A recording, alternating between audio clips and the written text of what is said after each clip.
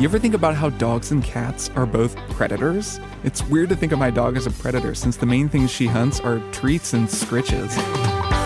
Welcome to Triple Click, where we bring the games to you. This week we're talking with Edmund McMillen about the wacky, battle-tested cats of his new game Mewgenics, a long-in-development feline tactical roguelike that finally comes out this week. Let's get into it. I'm Kirk Hamilton. I'm Maddy Myers. And I'm Jason Schreier. Hello. Hello. Hello. It's us again. Good to be back. Yeah, Always. It is good to be back. Every time. It's always good to be back. It's good to be back on Triple Click, making our favorite gaming podcast. My favorite gaming podcast to listen to, actually. I listen every week. And I like to listen to Triple Click. It's pretty good. It's fun to listen to. It is. It's fun to listen to, even when you have to listen to your own voice. It's good to enjoy the things that you make, as this episode will dive into. So true. That is true. So true. That is going to come up. That is going to be a running theme of this episode. And we feel really grateful to get to make this podcast that we enjoy making. And the reason for that is that you all support our show. If you would like to support Triple Click, you can become a Maximum Fun member. That's the way to do it.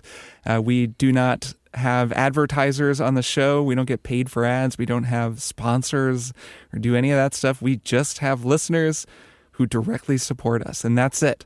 And it's very cool. I think each of our listeners is kind of a member of a club. That if you support Triple Click, if you support this kind of thing, you are helping make the world a better place. I think that's actually true. In many ways, each of our listeners is MeUndies. Right.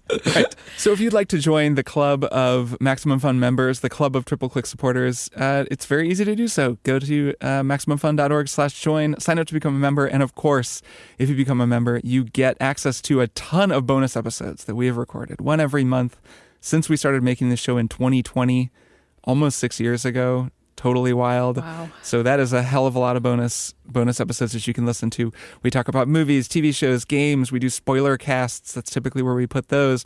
Also, just all kinds of other random stuff. It's a really fun grab bag of Triple Click material. MaximumFun.org/join. Become a member. Support our show. All right, this is a very exciting episode. We have a very exciting guest. Jason, how about you tell our listeners who we're going to have on the show? Yeah, today we're going to be talking to Edmund McMillen, who is a longtime indie game designer.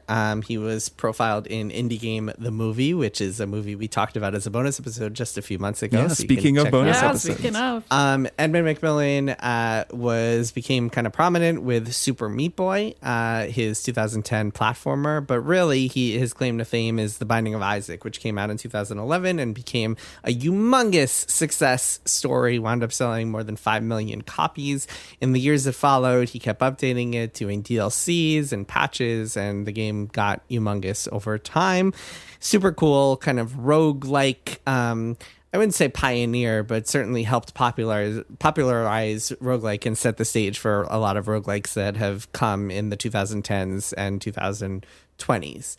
And Edmund has a new game that is just out called Mewgenics. I am obsessed with this game. I have played a lot, many hours, 50, 56, 57 hours of Mewgenics. And just to kind of give you guys a description, give everybody a description. You two have played a little bit also, but give listeners a description. It is essentially part roguelike and part simulation game. So for part of the game, you are in this house, and you can, and it is a house that cats live in. And in this house, every time you go to sleep, there is a chance. House the cats built. The house the cats built. There's That's what it a sounded chance. like you were going to say. This is the house the cats built. The cats don't build the house. Which is though. not you, the entirely crazy cat untrue. The lady. cats scratch and destroy things. No, every time you go to sleep, there's a chance that two of the cats will copulate and make a kitten. And that kitten will take on some of the stats and potentially skills from its parents. And there are all sorts of kind of crazy things that can happen with the system that I won't get into, but that's kind of part of the game. And then what you do is you take some of these cats. You can pick up to 4 cats and take them out on an adventure, and you take them through various roguelike stages. The first act takes you through the alley, and then from there you can go into areas like the sewers or the cemetery, the boneyard it's called, and so on and so forth. And you go on to like more than a dozen of these different areas on roguelike adventures. And as you go through the roguelike, you fight battles with these cats, which are grid-based, turn-based strategy battles. And so each cat has a turn, and you move them around, and you try to take out the enemies before they take you out. And what's really special about this game is the way that each of these cats gets abilities that can be combined and synergized and used to break the game in all sorts of fun and clever and creative ways. You can assign different classes to your cats. There are more than a dozen of these, and they get pretty elaborate and fun. You can use them to do all sorts of cool things, from shooting fire to freezing enemies, to using electricity on water to take out all the enemies in the water, to summoning rocks and then eating the rocks, and then summoning more rocks that will turn into allies and sending them out after opponents. But this person eats rocks. What is he going to do with that? And so on and so forth. The possibilities are endless. And it's really fun to breed the cats and figure out, get them really powerful with all sorts of inherited abilities, then take them out on adventures, and then you bring them home and you breed them some more. So it's a very satisfying loop that I think people are going to really enjoy. So we're going to bring Edmund on, and we're going to ask him about the development of this game, which was quite a saga, and much more. So without further ado, let's bring in Edmund. Hello, Edmund. Thank you so much for coming, and welcome to Triple Click. Thank you for having me. Hello. Hello. Yeah, man, I am very excited to talk about Mewgenics because it has taken over my life over the last few weeks. It's all he talks about. Yeah, imagine if it was 6 years. Right. Yeah, well, You could probably relate to this experience. how much of that 6 years was you just playing the game instead of working on it? It still work when I'm playing it. Interesting. I mean, it's work when Jason's playing it too, right? Yeah, it's my job, right? Yeah, technically it is. I've done a run every day for the past 2 years. Okay. Yeah. Nice. I want to start from the beginning, and I want to get to the development of this game, because we're actually not going to talk too much about the gameplay, because the three of us are going to get into it more next week without you, when Kirk and Maddy have had more of a chance to play it. And when we can really say what we think. Yeah, of course. Yeah, without you watching. But I want to talk about the development of this game, because this game was announced in 2012, 14 years ago. Yeah. Yes, it was. Was there a question? And since then, it was canceled. It parted ways. Can you tell me a little bit about this? So let's go back in time. It is 2011. You've just released Binding of Isaac. You thought Mewgenics was going to be your next project at that point. What was your state of mind then? It definitely. I mean, I was fully in belief that it was going to be the next thing, the big project that I was going to be working on, and it kind of was for a little while. Yeah, I knew I wanted to make a roguelike, a big roguelike, with Tommy, and Binding of Isaac was a practice. It was like, I'm going to dip my toes in the water here. I'm going to learn some stuff. I've never done this before. We're going to figure out what works and what doesn't, so I can apply it to this other game. And the game that we started originally was called 1,000 Cats, I think it was called, and eventually became Mewgenics, especially when all the breeding stuff was added to the game and became the focus of it. And I absolutely loved it. And it wasn't the game it was now, so it's not comparable. It's the core of the game has not changed. The core of the game is you breed cats in a house, in a hoarder cat house, and you use these cats, and they have genetics, and they pass on their genetics and how they look and everything else. And you use these cats as avatars in another game or other mini games. That was always the design of the game. And it took place in this world that was Binding of Isaac adjacent, where there was all these characters in this town that were off-putting and strange and kind of just generally bad. And I loved everything about it. The vibe was really cool. A lot of the music, I think like 14 or 15 tracks were made then that you hear it on the radio now. Most of those became radio tracks. Man, yeah, I was just head over heels in love with the project, but I was the only one that was. And it's kind of hard to finish a game when you're the only person who's enjoying it.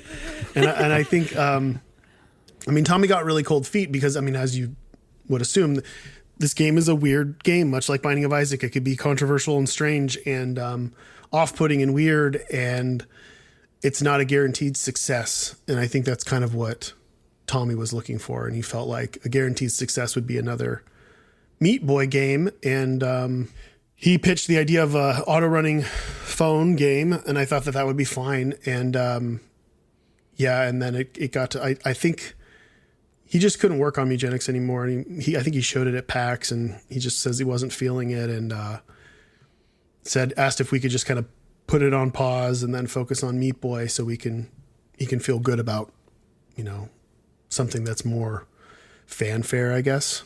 So essentially you canceled it. You guys outwardly canceled it in 2016. I didn't cancel it. I thought we were just pausing it. But then I heard in an email from my Valve contact, because Tommy lives up there, and I guess he had lunch with him or whatever, and he was like, "Oh yeah, sorry to hear about the Mewgenics cancellation, but I'm looking forward to the Meat Boy stuff." And I'm like, "Did you?" Is it canceled? you didn't know it was canceled. Oh man, Yeah, this is news to you. But can you really cancel an idea once you've had the Yeah, idea? you So can't. true, Not in my true. brain, at least. It was haunting, and for years I was trying to rewrap this thing to make Tommy like it, and like kind of pitching it like, oh, maybe it's like a Spelunky, like it's got platforming elements. I don't know. It wasn't happening. And when I left the company, I took the IP with me, and at that point I had bit off way more than I could chew. I had started a bunch of stupid projects that took forever to come out. So for people who aren't familiar, this is you're referring to Tommy Refenes, who was the co-creator of Super Meat Boy, also prominently featured in indie game The Movie. And so you left the company. Why did you leave the company? Was it because of this? Were there other reasons as well? There's an infinite number of reasons. It wasn't working. And I think it was very apparent that it wasn't working. I think we just had a lot of different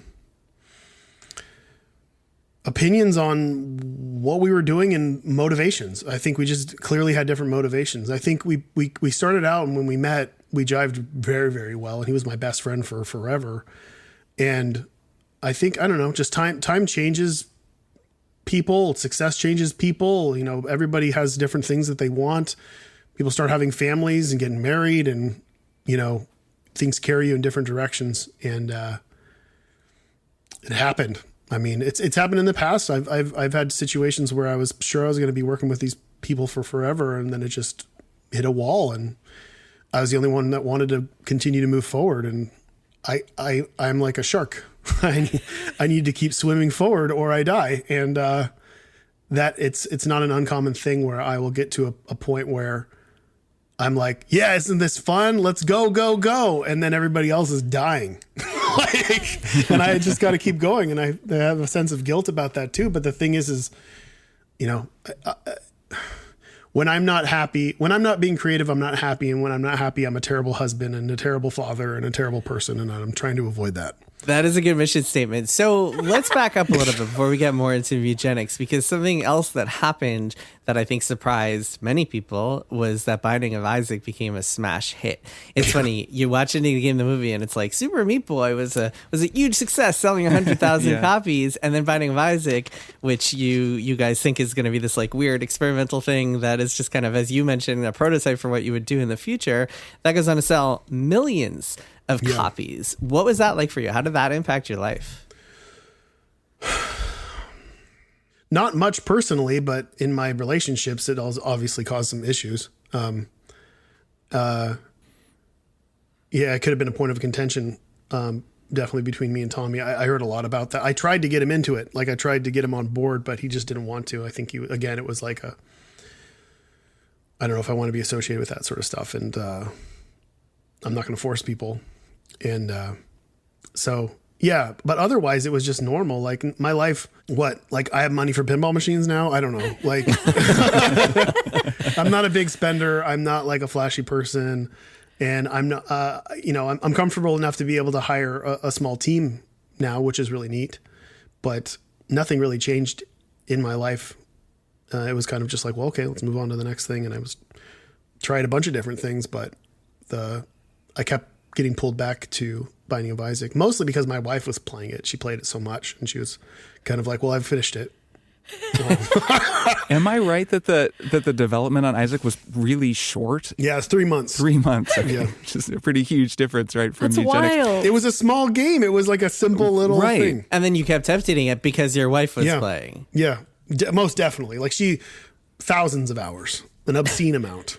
Before we had kids, that's all she would do is play Isaac. So how was that just creatively, where you put the game out and then, like, it's not a service game exactly, right? People aren't paying a subscription, but it was a game that I watched change so significantly over a really long period of time, to where it's not unrecognizable, but it's very different now compared to what it was, after those 3 months. What was that creative process like? This live game that you're changing?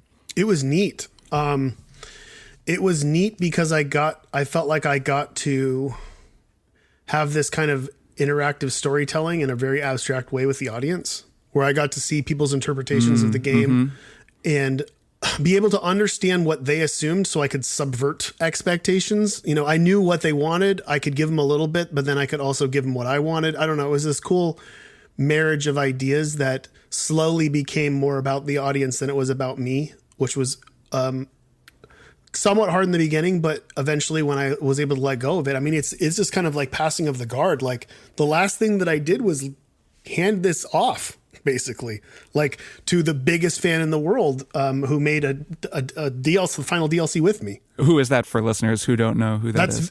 That's Vin. Nice. He's an amazing creative person. He started it was almost a rival mod called Anti-Birth.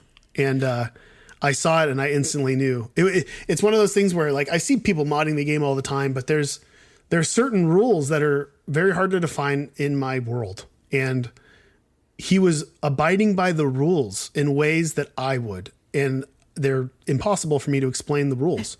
And I was just so impressed. I was so impressed by everything. And just the work ethic of him working on this project for like 6 or 7 years. That's interesting that you describe this kind of not give and take, but like an interactive relationship with the audience as this game kind of exists and they're finding things and you're putting out updates. Where with Mewgenics, you were in a 6-year pod. I mean, I know you have testers and stuff, but it's a really different experience. Are you trying to like create that process, or did you want to do something different after doing something like that on Isaac? No, because initially Isaac was similar, where it's like, I've got this thing. It's very much how I want it, and we're going to put it out there. And in all honesty, I could see myself working on Mewgenics for 5 or 6 more years. Easy. Sure. It's very fun. Yeah. Are you hoping to have the audience participate in Mewgenics as well? Because it does feel that way already from playing I it. want to know. I machine gun so many things that are everywhere. They're in the subtlety, the things that people say. They're in the background. They're in the randomized graffiti on the wall. And I'm looking to see what hits and what misses and where I can move with this. It feels very much like being a dungeon master in D&D or whatever, where I'm really listening to the audience so I know what they expect, what they want, what they think, and doing some sort of marriage of ideas, where it's like, okay, I accept that you like this character and everybody likes this character, so I should probably lean in to this story a little bit so I can give a little fanfare here and there. And I did that with Isaac. There was a lot of like everyone assuming that Mom is this horrible person, and I felt like I did Mom such a disservice in the beginning. But I didn't think the game was going to be anything. It was like this nothing thing. So in DLCs, I wanted to paint this pictures of like what made Mom this way. Like, she's not the villain. The world is the villain. They're all victims here. And I wanted to be able to paint that picture, and I wouldn't have done that without people saying things like, "Oh, Mom's terrible, and she's the bad guy, and she's evil, and she's this and she's that." And it's like, well, are you seeing that when you're seeing cutscenes that are drawn from Isaac's drawings, you're not necessarily supposed to assume that that's real. You know what I mean? Like, and that's not coming through. So I need to really push that a little bit more, where I show reality and perspective from a child. Yeah, I think the book has been is closed on Isaac, and I think I'm very happy with the whole picture now. Nice. I can think of a couple of characters in Mewgenics who will become fan favorites, Tink specifically, but we'll get into that. Maybe my favorite. Tink It's hard is good. hard to say. So going back to this timeline in Mewgenics, so you quit Team Meat, you leave the company, you say you go on to do your own stuff, you wind up releasing The Legend of Bumbo, still working on Isaac. At what point did you really kick back into gear on Mewgenics, pick it back up and say, okay, we're going to go into active development on this thing? We started it like right when COVID hit. And by we, I mean Tyler, because I was still working on other things. But Tyler had to make the whole engine. So everything in the game is like all running off of his engine and exporters and all the stuff that he's made himself. And so he had to get all that rigged up. And it was the same engine that we used for The End Is Nigh, which was, it's a good game that I didn't have I didn't want to cry in interviews, so I didn't do interviews. Oh man.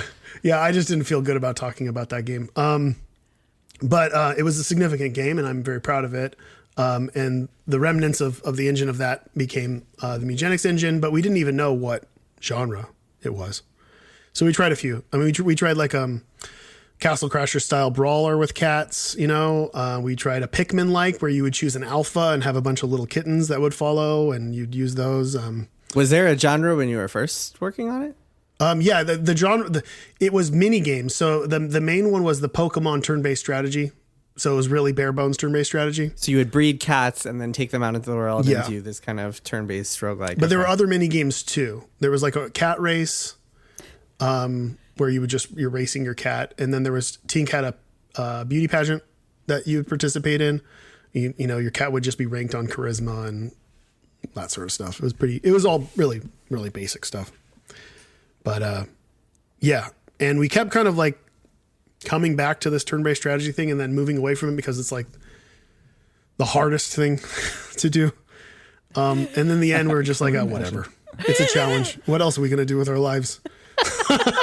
Yeah, I mean, it fits perfectly because this is very much a game about finding, like, playing around with systems, finding combos, finding ways to break everything. Yeah. And strategy, grid-based strategy with turns feels like the kind of the perfect way to explore that because you can sit back and think between each action in a way that I think breaking systems, I mean, it can be fun in other games too, but it's not quite as, I think, satisfying when you don't have that kind of extra 30 seconds to be like, okay, this is what I'm going to do. This is how I'm going to break the game this time. Or even hours. Like I'll sometimes go to sleep and be like, well, I have that item that I just got at the end of a run.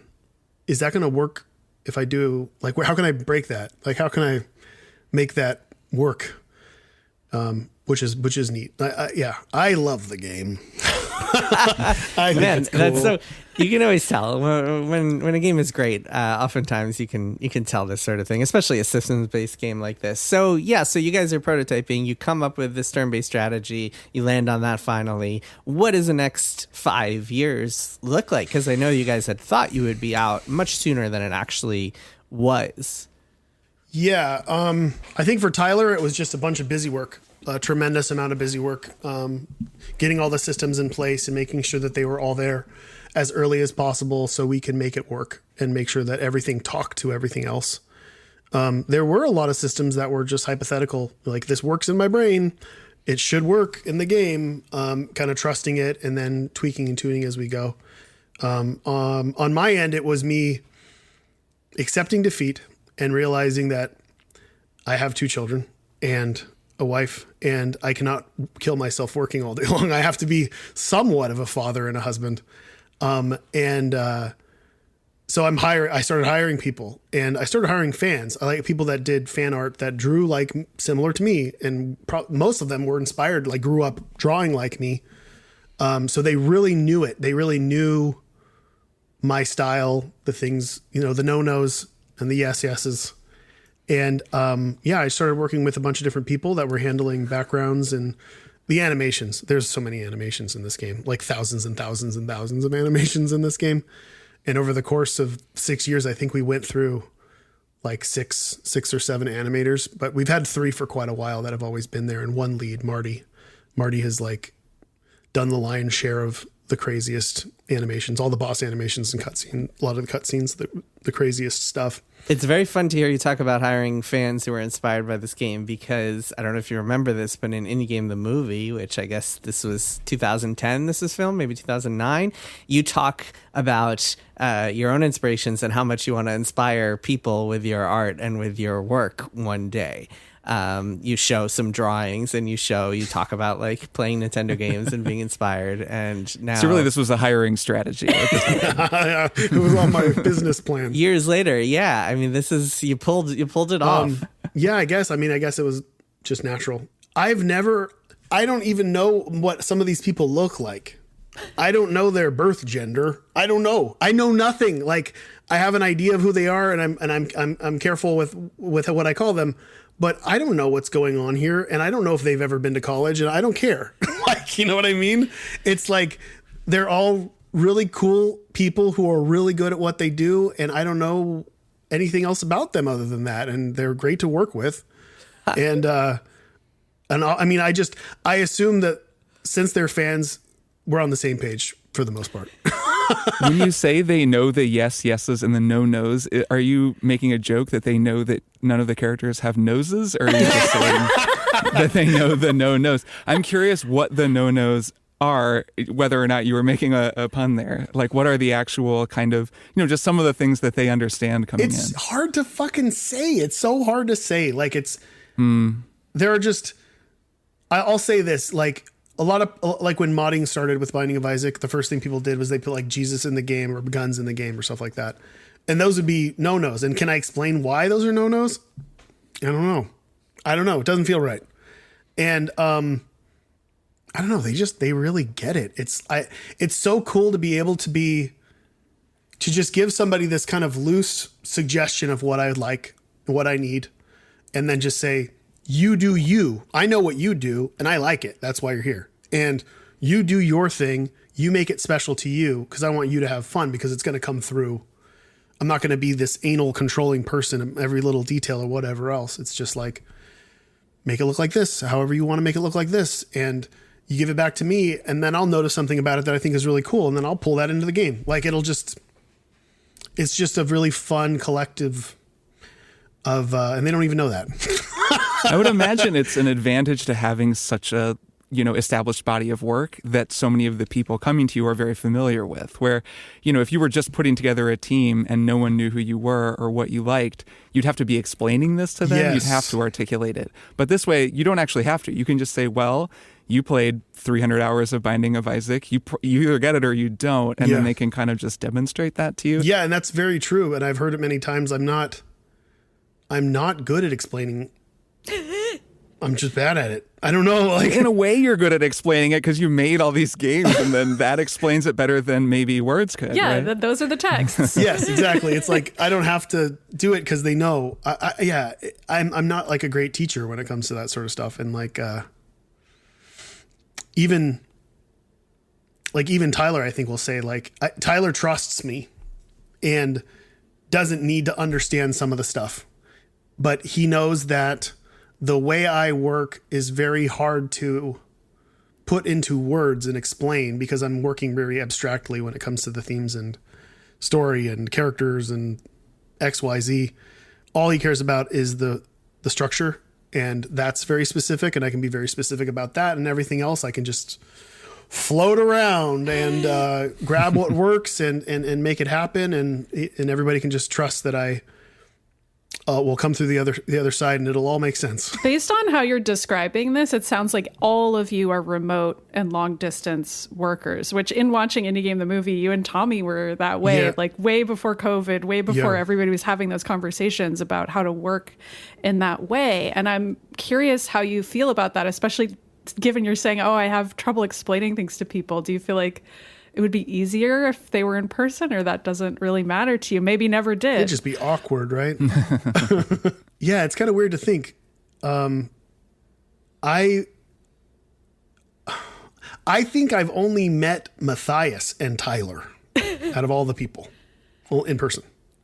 Am I wrong in thinking that? I'm pretty sure that's it. Everybody involved are, they're internet kids. Like, this is just as real on the internet as it is in real life. And I think a lot of people are just completely fine with that. I think one of the more prominent people, Takara, involved in the project throughout, she's very online. Like, she does a lot of VR, social VR stuff. She'll watch movies with her friends in VR.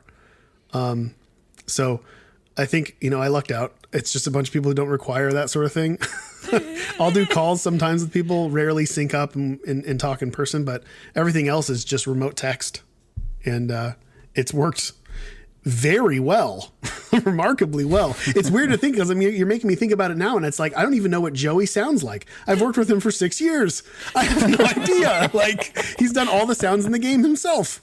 Well, then you do know what he sounds like. Yeah, he's right there in the game. But I know I know his cat meow. I know his cat voice. Maybe that's just how he talks. Yeah. Yeah, it could be. Maybe he's a cat. Yeah, I guess to me that stuff doesn't really matter. Can you help us understand the workflow here? So it sounds like Tyler is doing a lot of the programming work, a lot of the systems work. Are you kind of going back and forth? This is, of course, Tyler Glael, your partner on this. Glael. Are you going back and forth with him on? You're telling him, this is what we have in mind. This is what Act 1 is going to look like. Let's make this. Like, what is the exact, you're drawing stuff, he's programming, like, what is the exact workflow? And then how does that kind of disperse to other employees? What exactly does it look like? It is so weird. There's nothing. It looks like nothing. Like, it looks like we both are doing our own thing, and somehow we know what we're doing, and we're both doing our thing. And we're just doing our stuff over here, and then we'll go whoop, and then go do our stuff over here. The best structure that we have is a Google Doc, which is mostly multiple spreadsheets of items and abilities. Everything else is just kind of like going by feel and knowing what needs to be. We played a lot of games, man. I don't know. Like, we know what needs to get done. Tyler is incredibly structured. And he keeps me from floating away.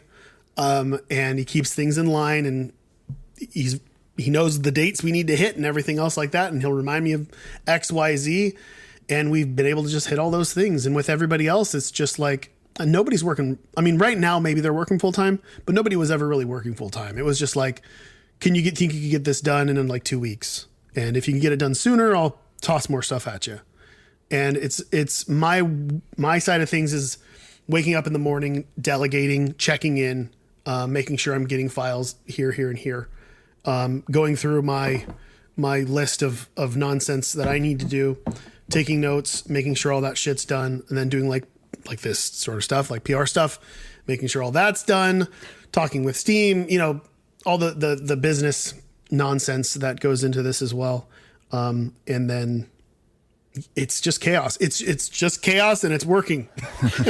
So how did you know how big to make the game? I think something that I've found. We had a whoopsie. We did a whoopsie. Yeah, I want to hear more about that, because I think I found I'm something like 57 hours in, which is going to sound intimidating to a lot of listeners out there, and I feel like I'm still discovering all sorts of new stuff that is kind of breaking my brain a little bit with how much there is. Did you just start Act 3? I just unlocked the third area in Act 3. Yes, that's about right.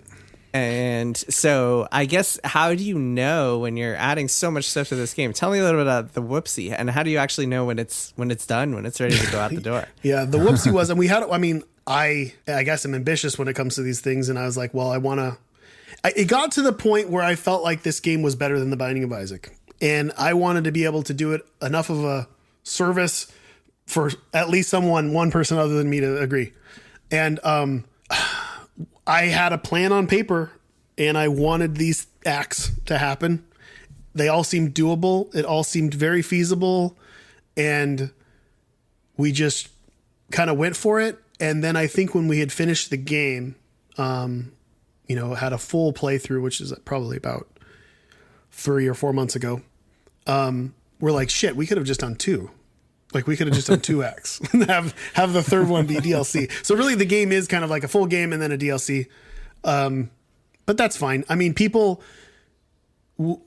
it sucks with me. I'm like painted myself into a corner with Isaac because they see Isaac as this thing. and they don't see it as this thing that stacks up into this bigger thing. And they expect Isaac this in terms of features. And I didn't think that was remotely possible in mid-development. But then by mid-development, when we had 1,200 different abilities in the game, and I'm working on items, and I'm like, I want at least 300 items in this game.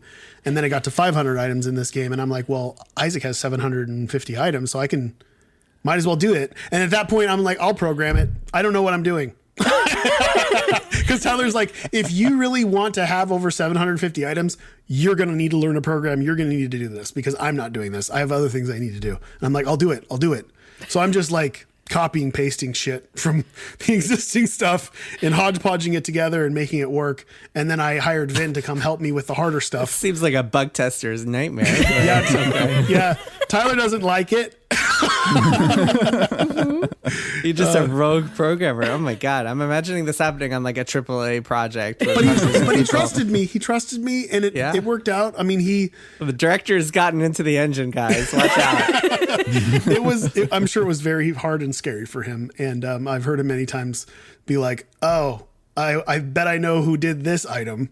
I'm like, well, I don't know what I'm doing. Amazing. I'm just copying and pasting. Am I remembering correctly that you finished a complete playthrough in 270 hours? Is that the number? 240. 240, my save file is well over that at this point, post game. But Jason, are you managing your expectations? Yeah, I mean, something that's worth noting is that like a lot of the playthrough is the game gives you multiple reasons to revisit locations. There are a lot of side quests. There are a lot of just kind of activities that you're given or incentives you're given to do the same areas over and over again. I'm guessing that there's a way to beat the game in significantly less than 240 hours. Yes, it's just if you want to see everything and keep experimenting. And it's also worth noting, and I want to talk to you a little bit about this, Edmund, is that the joy of this game comes from going out with this team of 4 cats and picking abilities for them and figuring out over the course of that run how those abilities can synergize, how you can break everything, how you can destroy enemies as quickly as possible by making them explode, like summoning enemies from their corpses and then getting an ability summoning spawned allies from their corpses and then getting an ability that damages enemies when they kill those spawned allies. So then you can just kind of send them as cannon fodder and make all your enemies blow up. There are all sorts of insane combos you can play around with. I guess my question for you is, at what point did you realize this was such a heavily systems-driven, synergy-based game? Was that the plan from the get-go, or did that just come about as you kept adding new skills and items to the game? It was the plan from the get-go, because what we were kind of attempting was a Magic the Gathering foundation. Like, the core of the game is Magic the Gathering. It's very Richard Garfield design, where that explains a lot. As many systems as you can possibly fit into this world, right? And then you just throw pieces of the systems, like if you've got 1,200 abilities and then these items and then all these mutations and then all this furniture, as long as they're this cohesive thing and you've got this rule system, like you pointed out, it's like the other day I was doing a stream with somebody and they were like, oh, there's a dead body over there, and he hits the dead body and some stuff falls out. And he's like, oh, so a dead body's just there so you can break them, and then stuff spawns. And I'm like, everything you're seeing in the map will be used in about 5 different ways throughout the game. And we use every single resource you can imagine in this game in some way. And most of the time we don't explicitly say that to you. We just let you figure that out. And that's what Magic does. I mean, it's the very similar design where it's like this one element, like a land or whatever else, will serve 1,000 purposes. And when you make a game or foundation like that, you are allowing people to, it's not full sandbox, but more playground. You've got all these structures and stuff that they've built, and you're allowing somebody to be like, here, I'm going to give you this really weird design. And it's like, oh, this actually fits into this part of the playground. Wait, no, it fits over here too. And I can swing from here, that it creates this like living, breathing world where you feel smart and clever, because you are being smart and clever, because I didn't come up with those ideas because I don't even know they exist. It's just in the game. Like, it's vast enough that I don't know if everything's going to work as you would assume, but most of the time it kind of does. But yeah, I really like sandbox versus playground. Like a playground has more structure; it's a little bit more mechanical, and a sandbox is just open. I'm gonna hang on to that. That's pretty good. I made that up. Yeah, that's good. I'll be sure to credit you anytime I mention it. Well put. Yeah, it's really exciting. We'll like I said, we'll get into this game more in depth on the show next week when we can really talk about it in full. But I am having such a good time with it. So yeah, I can see why you've been enjoying playing it for all of these years. Do you have a favorite kind of combination or synergy or cat lineup that you particularly enjoy playing around with? I'm a fan of nude runs. So like no items, like sometimes I'll just force myself to take abilities early that I wouldn't normally or don't usually take just so I could see. Me and Tyler will go back and forth on abilities and argue about power level. And we both have very different perspectives on everything. And I'll be like, I don't think this is any good. Like, this doesn't seem worth this mana. And he's like, well, I'll give you 17 different abilities that it combos with that would make it insane. And I'm like, okay, that is strong. I guess you're right.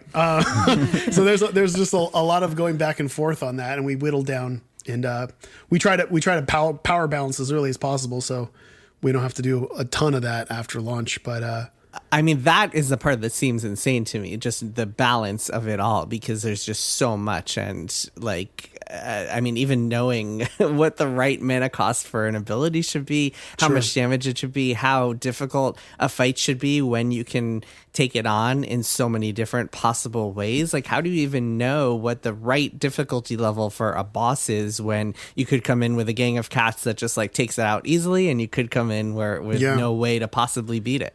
You have to allow for people to. That was a hard thing too. It's like how much control do we want over this? We don't want, if you find a combination that that takes 3 different things and you feel so big brain because you figured out how to break the game and go infinite with these 3 items. I think I would be an asshole if I took that away from you. You know, I want you to be able to do that. And the way the game is structured, usually you can only do that once or twice. And then you've got to move on to the next thing. And I think it's okay. I mean, I think that's why a lot of people play Isaac, is to get busted and just kind of walk through the game, destroying everything. And we don't want to take that away from people, especially with this game, because they usually have to work for it. We just have to sometimes it's okay. Sometimes it's okay to completely walk in and destroy a boss like it's nothing. But most of the time you'll usually be in situations where it's a challenge and it's a nail biting fight that you can just barely finish or die. And you lose all the items. You got to start over. Yeah, that's what I've really noticed about it. I'm not as far as Jason, but I find the game is still pretty fun and compelling, even when I feel that the forces are stacked against me, or even if I die and lose all my cats, because I'm like, okay, well, what can I learn from that run? And I was kind of curious, like, how you thought about designing a game that's also fun to lose, because when something's run based, you obviously want the player to not be giving up, and really fully understanding, like, oh, you have a lot of chances, and like how many cats should the player feel like they're getting, like 1 cat a night, for example. How often do the cats copulate? Like, what kind of went into that process of like helping the early game not feel too hard? I think going in, and it's a misconception that we're still trying to kind of get over.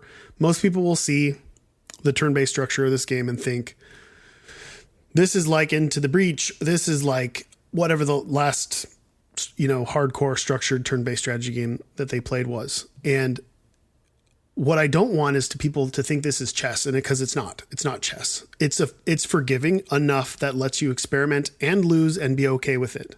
I think that's what really makes it special too. And designing a game and trying to pitch a game that says, like, listen, it's this really structured game you can play, and it's really structured, and you can go crazy with it. And if you're really smart, then you probably just destroy it. But sometimes shit's going to happen. Like, and that's life. And that's just the way it works. And you need to, some of the best aspects of this game, and it's such a hard sell, are recovering from something bad happening and making the best out of a really bad situation. Because then you're like, I'm so smart. like the game tried to fuck me over, and no, I took it back. I took back control and I made it work. It's like, I saw my wife get, she's playing a lot right now, and I saw her get blood frenzy. Now, blood frenzy is one of the most harsh disorders in the game that you can get. And what it does is somebody with blood frenzy, when they kill something, they will get an extra turn every single time they kill a unit.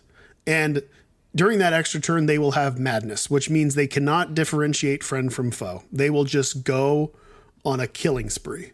And it is terrible. And usually you'll strategize and be like, okay, well, as long as I don't kill, that's the rule. Don't kill something. So I can go around and damage stuff and not kill it and let the other guys kill it. And you can play that way too. But my wife threw the murderer to the back lines and then let him just destroy it all. And then just crossed your fingers at the end, because eventually he's coming back. And you can strategize around that. I think she purposefully like made him slower so he couldn't move as much, so he couldn't come back and kill all of her cats. And there are literally hundreds of these different disorders that are just like that have a big downside, but have a silver lining that if you don't give up and you try to make it work for you, you can just recover in a grand way that will make you feel great. Yeah, there are some incredible combinations with some of these, even the negative disorders. There's one, for example, that you can get that is, I believe, called Savant Syndrome, which ramps up, gets one of your character's intelligence to something like 18, 20, which is pretty high. That kind of what's considered good is a 7 or an 8. So 18 or 20 is remarkable. But it lowers all their other stats. But then if you combine that, if you're lucky enough to combine that with a passive ability called, baseline? Something baseline. Yes. That makes it so none of your stats can go below 5, then that makes up for the downside of the Savant Syndrome, and then you have this massive, beefy, super cat. I think one of the interesting things about this game is actually learning to let go, because you'll go on this run and you'll have 4 cats that you turn into this powerhouse team that wrecks every boss, and you're just doing awesome, and then you bring them back and they're retired and you can't take them out again, and all you can do with them is either breed, and then there's one more mechanic I won't spoil that you can use them for later, or you could donate them, get rid of them. And I think learning to let go of your powerful teams is something that is an interesting aspect of this game. Typical of roguelikes, I suppose, but there's something about this one where you really got to learn to let go. Yeah, a lot of people initially went in and be like, I don't want my cat to die. I'm going to fall in love with this cat or these cats, and I'm not going to want them to die. And it's like, please make it so they don't die. And it's like, that you have no idea how important that is. Like, it's so important that there's permanence here, that you care, because you'll start caring about these cats. I just had a cat start going on a murderous rampage in the house and killing a bunch of cats, and I'm gonna take him and put him in another room, but it's like, oh my god, you just killed like a significant person just because you're an aggressive cat and maybe the room was too crowded, and it happened and I felt it, and it's important. That's why those sort of things are important. It's also important just because once you kind of shed that and kind of get over that, you start to have a lot more fun with the game, and you start seeing it less of these are my cats and I love them, and more of this is my bloodline. This is my history. This is the giant DNA strand that I've made. And I don't know if you have it in the game, but Tink unlocks it.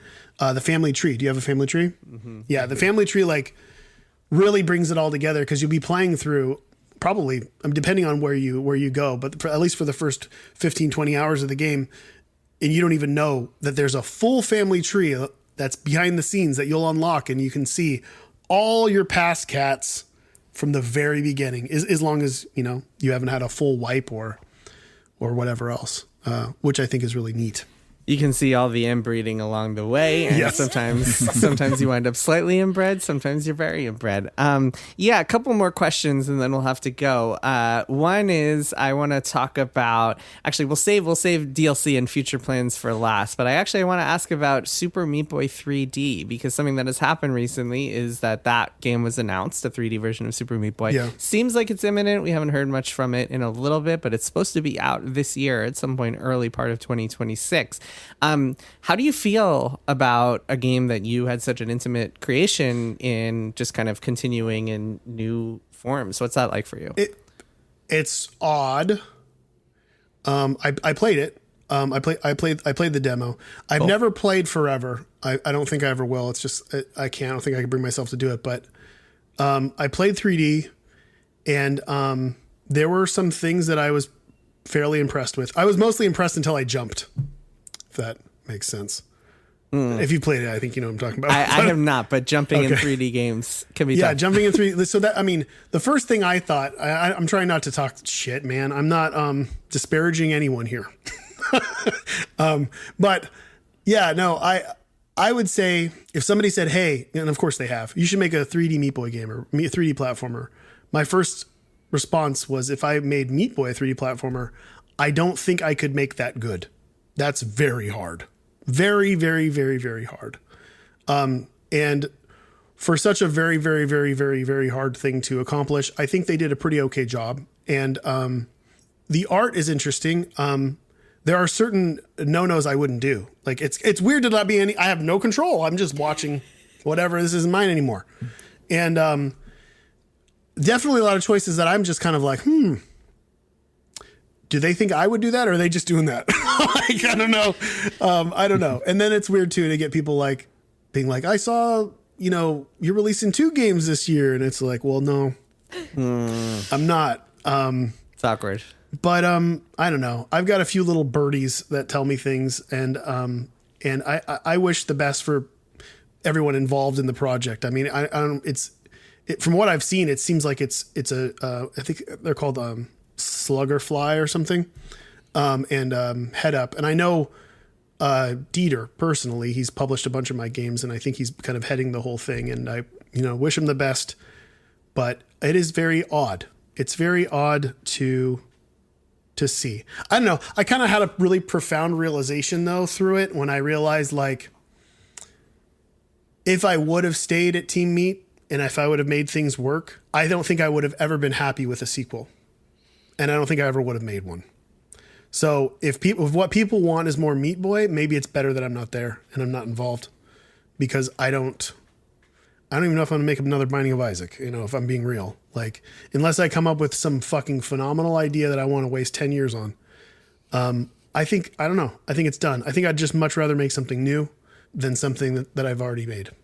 So yeah, that is a good segue for our final question, which is, it sounds like you want to keep working on Mewgenics. You said 5-6 years to come before, but yeah, what is your idea here to like keep working on new stuff in addition to like Mewgenics DLC? Do you want to just kind of dedicate yourself to Mewgenics for the next decade? Like, what does your kind of future plan look like now? The only future plan that I have is I need to be a dad. I need to be a father. I need to be a husband, and I have not been as available as I would like to be for at least the past year or two. And I have 2 homeschooled girls, and how old are they? 5 and 10. And what are your favorite traits that you've breeded into them? Well, one of them is ADHD and the other is autism. So there you go. That is exactly what Mewgenics offers. Dyslexia, the oldest one, dyslexia. And with that comes homeschooling. No, but she's a fiercely funny and creative girl, and very, very smart. She taught herself how to read by herself by putting subtitles on YouTube and watching movies with subtitles. And it was just kind of phenomenal. Like, because growing up with dyslexia absolutely sucks, and you feel not good in school and absolutely stupid. And it's nice to have the means to be able to not torture her and force her to do things the way society is averaging them. Because, it turns out when left to her own devices, she's very good at figuring things out by herself. And that's really how she learns, is by doing. But yeah, so very creative, very funny, and very challenging. You'd never believe it, but they like to push the envelope. They like to challenge authority. They like to go against the grain, and I don't know where. I don't know where they would have got that. I don't know who instilled that in them. But yeah, those are the traits that I bred into them. But so you're gonna spend some time being a dad, hopefully still being able to do some Mewgenics stuff in addition to that. Yeah, I'm gonna figure it out. You know, I'm gonna figure it out, and I just need the dust to settle on this and kind of. If my wife hears me say I'm gonna start a new project, she's gonna fucking kill me. Like, it's this is not fun for her. I mean, she's enjoying it to the best of her ability, and we have help when we have help. But I'll tell you this: Indie Game the movie has been back. They've been filming this, and I hear the interviews from the other room, and there's a lot of oh no, there's a lot of when is this game gonna get fucking done? I want this game fucking done, and I want my husband back. How often are they filming you? Like, or have they been filming you for years? They come back tomorrow. They've been filming me on it. They filmed the release of The End Is Nigh. They filmed a follow-up for The Binding of Isaac. So they came down in 2012 or 2013, and then again in like 2017 or 18. And then more recently this year, they've been down here 3 or 4 times filming. I don't know. I think they're trying to figure it out too. They're trying to figure out what they want to do. But it's kind of crazy because they're like, the more I talk to them, the more they're like, you know, do you remember this thing that happened in 2009 at GDC? And I'm like, yeah. And they're like, you know, we were filming you. And I was like, what? You fucking what? And they're like, yeah, we couldn't put it in the movie though because it didn't make sense. But we filmed this, and like the first time that they had ever filmed me and Danielle was when I lost to Monaco for Super Meat Boy Monaco, and the IGF.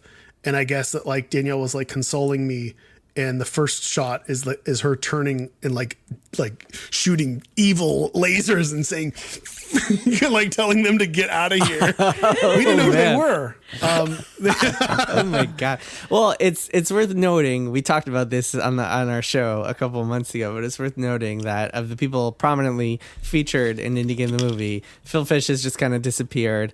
John Blow has become polarizing, we'll say. And Sure. You're just making hit games and just doing your own thing. Hey, man. I mean, I'm sure there's people who, whatever. It's cool. It's Great cool. way to end it. So Mewgenics is out February 10th. It'll have been out by the time this episode airs. I highly recommend it. Emin, thank you so much for coming on the show. Thank you for having me. Yeah, thanks, man. All right, we are going to take a break and we'll be back with one more thing. Hey, Alexis. Hey, Ella. What animal has the most teeth? I would guess a shark. A snail. No, snails don't have teeth. They have thousands and they are freaky looking. No, I don't want that to be true. Okay. Did you know that the hippocampus in your brain is named after the half-horse, half-fish sea creature found in Greek mythology? I didn't know that, but we're meant to be doing animal trivia and hippocampus isn't a real animal. Well, that doesn't matter on Comfort Creatures. You're right, it doesn't matter at all. Comfort Creatures is a cozy show for lovers of animals of all shapes and sizes, real and unreal. If that sounds like your cup of tea, then join us every Thursday for new episodes on MaximumFun.org. Are you a celebrity? Are you searching for meaning, connection, and a little levity these days? Hi, I'm Kumail Nanjiani, actor, writer, and yes, a celebrity too. And I've got 4 words for you. Bullseye with Jesse Thorne. Are you tired of junkets, red carpets, sick of the endless spicy snacks you have to eat? Do you want to connect with someone who gets your work and laugh with you a little? Join me, Andre 3000, Tom Hanks, Tina Fey, and many more and become a guest on Bullseye with Jesse Thorne from NPR and Maximum Fun. And we are back. Thank you again to Edmund McMillen for coming on the show. That was super fun. Let's do some one more things before we say goodbye. Kirk, why don't you start? What's your one more thing? My one more thing is a game that I've been playing that is incredibly cool, a game called Cairn. Have either of you played Cairn? Surely you're both aware of it. I am aware Yes. of it. I've not played it though. So this is a rock climbing game from the Game Bakers, who have made kind of a lot of games. This is an indie studio that made Fury, among other things. And Let's see what else. Oh, yeah, they made Haven. So they've made games that I have not actually played. I did not get into Fury, though I know some people really dig it. But they've been around for a while, and this is their new one. It's a game about rock climbing that is really, really cool. I heard enough people on enough podcasts talking about it that I thought I'd just give it a run since I had it installed, and have been just totally bowled over by it. It kind of was exactly the game that I was looking to play. This game tells the story of Ava, who is your character. She is a very stoic and hard to read, at least at first, woman who is obsessed with climbing this mountain, a very dangerous mountain that kills people. It has just killed tons of people who have attempted to summit it. And she's sort of leaving behind her relationship and her friends to go and attempt this incredibly dangerous thing.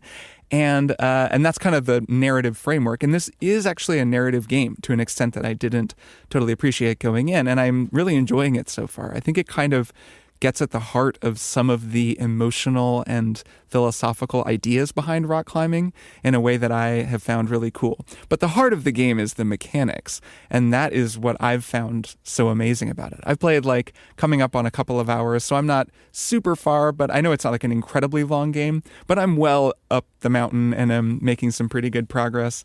And so I feel like I can at least recommend it because I just love what I've played, and I'm definitely going to keep going. But I am excited to see how the mechanics kind of develop.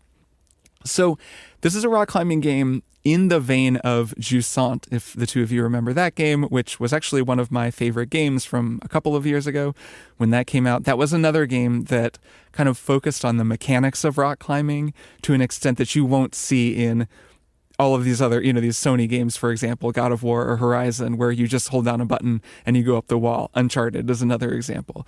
We've all climbed up a cliff in a video game a million times to the point where it doesn't even feel exciting anymore. And for a long time in an Uncharted game, this has kind of been the weird disconnect where these animations are so kind of engrossing and you're watching Nathan Drake hang by a single hand, freehand climbing over a cliff, and you just kind of can't feel the feeling that he must be feeling. It just, for me at least, it does not really connect that feeling, that thrill that I should be feeling. Do you remember they tried to do a more elaborate climbing system for Uncharted 4? I wrote about this in Blood, Sweat, and Pixels, my first book, because that was a big prototype phase during Amy Hennig's version, especially. They were really trying to do pitons and all sorts of crazy stuff, but it didn't wind up working for various reasons. Yeah, I remember reading about that, and it makes sense because it's just not the kind of game they're making. It can't quite support that sort of really dense mechanical naughtiness when you kind of it interrupts the flow of the rest of the game. Right.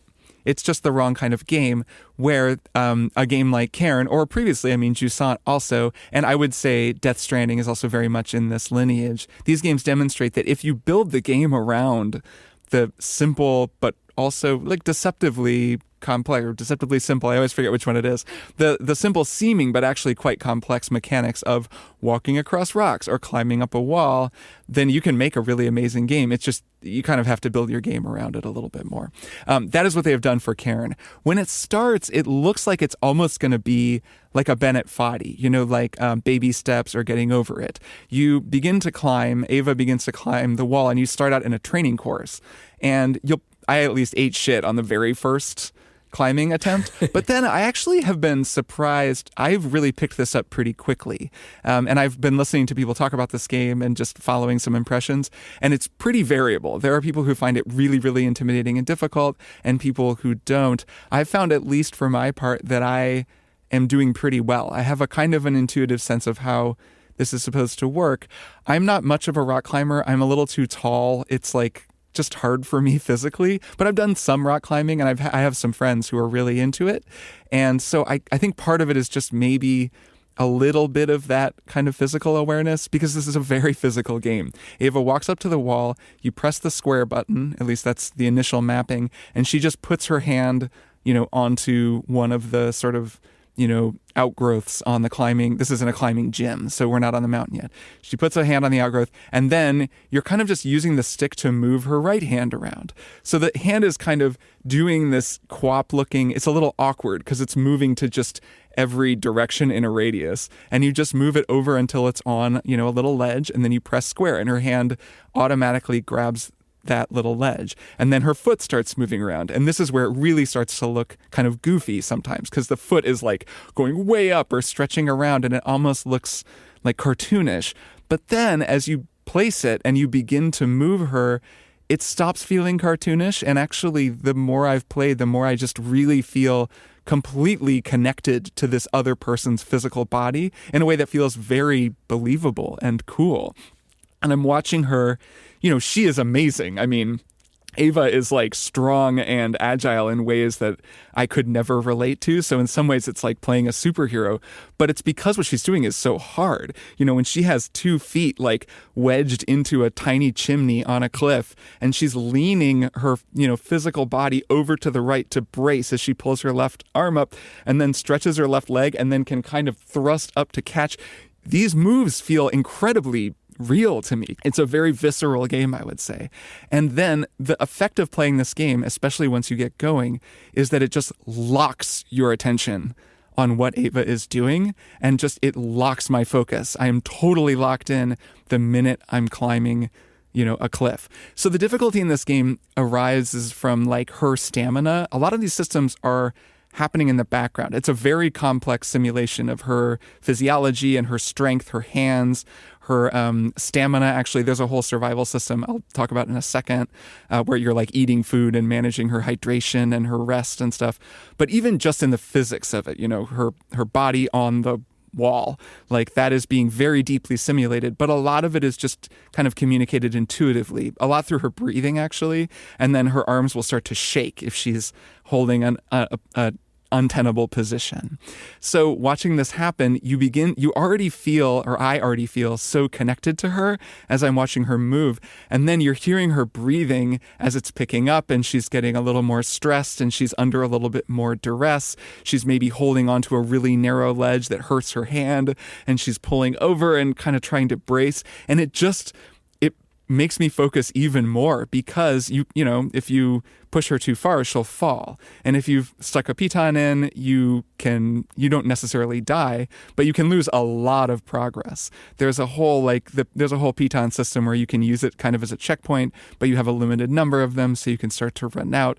So the whole vibe, like the flow of the game, is just this slow process up a series of cliffs that you're really having to read organically. Like there are no yellow markers. There's no, detective vision that highlights every grabbable point. You really just look at it. It's a kind of a cel-shaded art style, I guess. So you can kind of freely move the camera around and you just look and think, okay, well, I see there are these 2, not a chimney, but I don't know what you call it exactly, like a diagonal. A crevice? I guess maybe a crevice. Like it's like a kind of a bit of, you have a wall on one side and a little bit of a textured surface on the other, and she can push against the wall and go up there.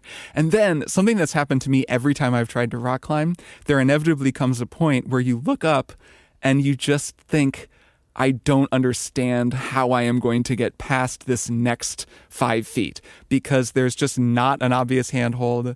It just is going to require some kind of crazy move. And so a lot of times I kind of just throw Ava at it, because I'm like, well, she's really strong, so we'll see how this goes. And you can wind up over your head. And when that happens, when she's shaking and she's panicking and you're trying to hold on, it gets really, really intense. And you're like, oh my God. I find myself, as I play, this will not surprise either of you, just talking to her. I'm like, you got this. Good. Don't die. And she'll talk back to me. And sometimes when I do a really smart move that gives her purchase, she'll be like, good, like that. Like she'll be talking to herself, but I feel like she's telling me that I'm doing a good job. So I feel so connected to her, like in this very, like a kind of, in a visceral way, in a really deep way, just because I'm kind of coaching her through this incredibly physically difficult thing in a very dangerous scenario. And it's so cool. I mean, it's made me connect to the story so much more, because I just feel so like elementally connected to her. And I find it to just be this amazing experience. I haven't felt something like this in a video game, this kind of a relationship with a protagonist, in a long time, where I've just been watching them and guiding them through this incredibly physically grueling and very precise process. And that alone has just been amazing. My friends who are rock climbers talk a lot about why they like to do it. And a big part of it is that you are required to focus. You have to be in the moment. And hobbies like that are really cool, right? I find that sometimes when I'm really practicing music, I can feel that way. And I really like that kind of an activity. This game really simulates that feeling of just like, I have to think about what's coming next. There is no time for me to stop. I can't daydream. I can't space out. I've got to like lock in and just, we have to get to the top of this rock. And it's really, really cool. I'm finding it to just be like an emotionally and mentally rewarding game. And I'm so excited to learn more about just sort of what's driving this person to do this crazy thing, to take this risk and to get to the top of the mountain. I think it's going to be a really rewarding adventure, and I'm loving it so far. So I really just like, I'm blown away by this game. For me, at least, it's exactly the kind of game that I like, and I'm finding it to just be a really enchanting and engrossing experience. What you just described, where you're staring at something and you're like, I have no idea how I'm going to get past this, but I'm just going to throw myself against it, sounds like a good metaphor for the creative process in general. Just making something. Yeah, it's definitely a game that lends itself to metaphor. I think that's true. Climbing is the ultimate metaphor. Cool. Cairn. It sounds pretty cool. Are you playing on Steam Deck?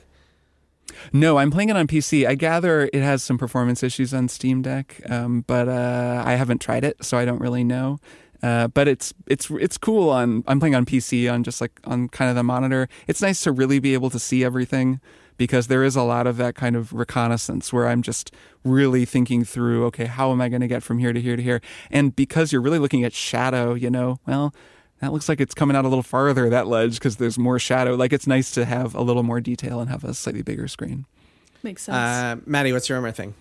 My one more thing is a movie that I just watched that came out in 2025. It's called Code 3, and it was written by a couple people, one of whom was a paramedic, and that's what the movie's about, which is to say somebody who works in an ambulance rescuing people, but who isn't really considered a medical professional legally, but also saves people's lives every day, multiple times a day as part of their job, and is, I would say, underpaid.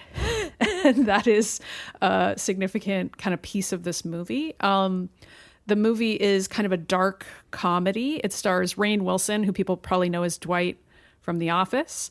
And in this movie, he plays a really different character because he's like an older, super burned out, bitter paramedic who's been kind of like underappreciated, but is also like the best at what he does compared to like all of his coworkers, and knows it. So he's kind of irritating, but also is like indisputably extraordinarily good at what he does. But also it's Rainn Wilson, so he has that dry wit, and he talks to camera a lot in this movie, which is like a The Office technique, but it's really different here because there's so much darkness inherent in the job. Like a lot of times they're just literally discovering dead bodies, and you don't really think about like how much of the paramedic job is like that. I don't think until you see something like this. And I think Rainn Wilson really sells that mixture of comedy and darkness that's part of the job. And is this like a mockumentary style, or is it more like a Fleabag thing where he just starts talking to the camera? It's a Fleabag thing. It's like like Fleabag's a good example if people have seen that show, where like it's not a mockumentary, it's like his diary. Think of it that way. Like him talking to camera doesn't take place in our reality, but it's like as though he's telling us about his day, and it kind of chronicles this one day that he has with his coworkers, and it's like a particularly important day.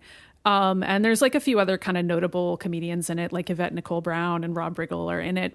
But it's mostly Rainn Wilson's movie. And I really liked it. I thought it was pretty interesting. I wouldn't say it's like riotously funny, but it reminded me of what it's like to be a paramedic. I've never done it myself, but so I graduated college in 2008, which was like the recession that we all remember. And I had several friends who ended up becoming paramedics, EMTs during this time, specifically because you get paid for training.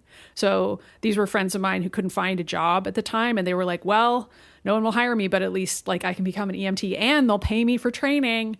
And I heard a ton from them about how difficult it was. And I kind of watched them over the years, like get really burned out by it. And it really feels like a young person's game in a lot of ways, and like one of those roles that's invisible, but that is really important at the same time. And this movie reminded me of that. And I thought it was pretty cool that a paramedic worked on it and that it ends up being pretty accurate. And I went on, there's like paramedic subreddits, and I was reading some of their takes on the movie. And at least the threads I found, people really dug it. So if this is something you don't know a lot about and you kind of want like Rainn Wilson to like take you on like the kind of dark, sarcastic journey through it, that will sort of help the medicine go down, but also genuinely teach you something about this underserved job. It's called Code 3, and it's a really interesting movie, and I liked it. Code Vein 2 came out this week, so you could play Code Vein 2 while watching Code 3. That's right. Yeah. How does it compare tonally to The Pit? It's, The Pit is so romanticized compared to this movie, in that the Darker paramedics kind of a in thing. this are often really cast off by the doctors in the ER that they meet up with, and those doctors are presented as like being annoyed by how many people they're bringing in, which I think is probably closer. I mean, The Pit depicts some of that, but I think there's much more of a symbiotic relationship depicted on The Pit. I mean, I'm sure it depends on which ER your EMTs happen to be taking their patients to, and like everyone's experiences are different. But in this movie, there's kind of like a acrimonious relationship between the EMTs and the hospitals that are like, we don't have the space for these people. And they're like, but you're the closest hospital. There's a lot of like tension around that in the movie. So it's interesting. I thought about The Pit a lot while watching it too, and was like, Yeah, it sounds wow, like a cool I'm watching a counterpart, lot like- of ER stuff right now, and like really thinking about this part of our Something's culture. in the air. Yeah. It's like maybe there's a feeling of emergency that we're all feeling or something. It's almost like these are people who were burned out recently en masse by some sort of social phenomenon that might make them want to like make art about their experiences. Can't imagine what. My one more thing is a TV show called The Chair Company that I watched actually a few weeks ago, but haven't talked about until now. This is a show by Tim Robinson and Zach Kanan, the people who also made a TV show called I Think You Should Leave. Tim Robinson always pretty much plays the same person, and he does the same in this TV show, where he is a ridiculous person who fixates on things to an extent that is very fun to watch, but would be very unpleasant to go through in real life. Have either of you seen this show? I haven't. I'm excited to hear about it. I've watched 3 episodes, and then I fell off, not for any real reason. I think it was because you told me you were waiting to watch it, and I thought it would be fun to watch with you. Okay. Well, sorry, I didn't tell you. No, whatever. that But I was I will come back to it. I enjoyed it. It's a little excruciating, but enjoyable. It is excruciating. Yeah, it's hard to watch. Okay, so if you're familiar with I Think You Should Leave, I mean, it's essentially the same sort of humor in that it's very much like people, usually Tim Robinson's character, just dragging things on for way too long, making everybody around him uncomfortable. Like if I Think You Should Leave did a paranoid thriller, you know? Yeah, that's such an interesting mix. Which is interesting, and it turned out, of course, that the conspiracy theory was real in some way. The extent of it, I won't spoil, but by the end of the first episode, it's very clear. So the premise of this is that Tim Robinson works at this office job, just kind of typical corporate America office job. I think they like develop property. Like they're like a real estate right? firm. And he is promoted. He's supposed to be leading this big shopping mall project, and he gives this presentation, and he sits down in a chair, and the chair collapses, and he falls, and everybody laughs at him. And I think in the real world, if that's happened to someone, they would be embarrassed and they would try to laugh it off, and then they'd try to move on with their lives. Maybe it would be a running joke or something, but that would be the end of it. In this world, Tim Robinson starts looking into the company that makes these chairs and becomes convinced that there is a conspiracy involving the chairs that made it so this chair collapsed because it was hollow in some way, and he becomes fixated on this obsession of figuring out what really happened to the chair and the company behind it, and he starts getting into like digging into the company behind it and finds out that they're a shell company that like doesn't really exist, and then he goes on this rabbit hole for 8 episodes of trying to figure out what the deal is. We also meet his wife Lake Bell and his family, his kids, and learn the story with all of them and have some fun side plots involving them as well, and involving his daughter, who is getting married, has a fiance, and there's some interesting plots there.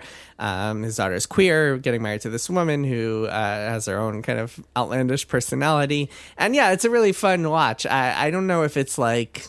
I don't know if I would recommend it as thoroughly as I would recommend I Think You Should Leave, because I think this style of humor is better suited to sketch comedy than it is to an 8-episode thriller show where each episode is 30 minutes. And there were points also, Kirk, where I found myself not bouncing off because I stuck with it, but like wanting to stop watching because it was so hard to keep watching.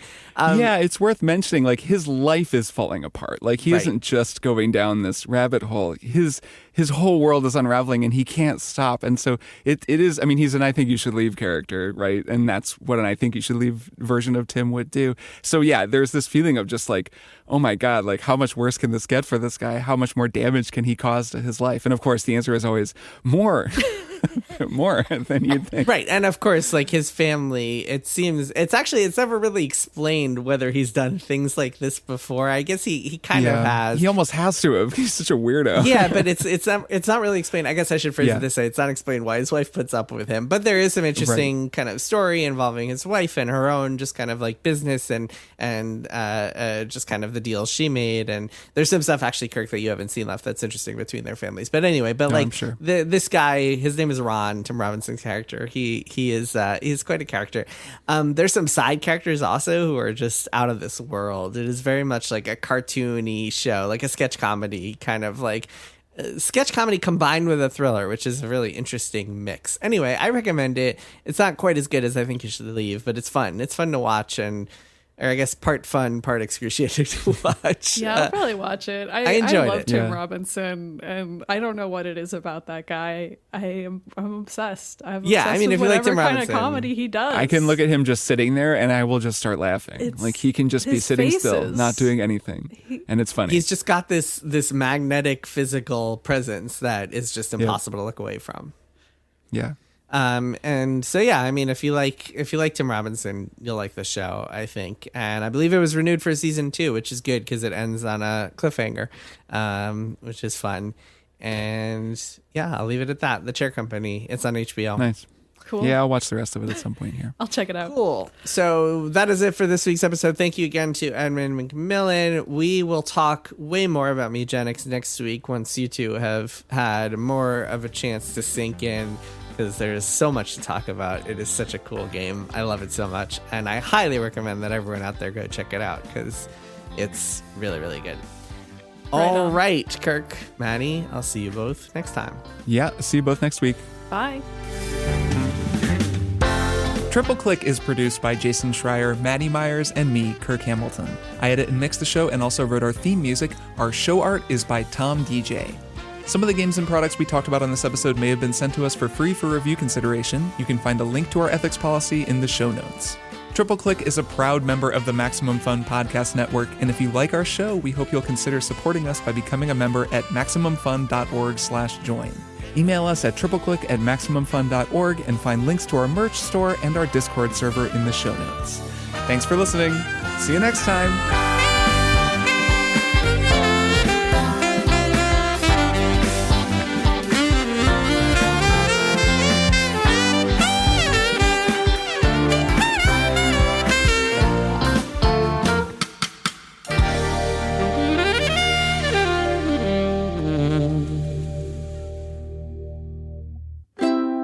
Maximum Fun, a worker-owned network of artist-owned shows. Supported directly by you.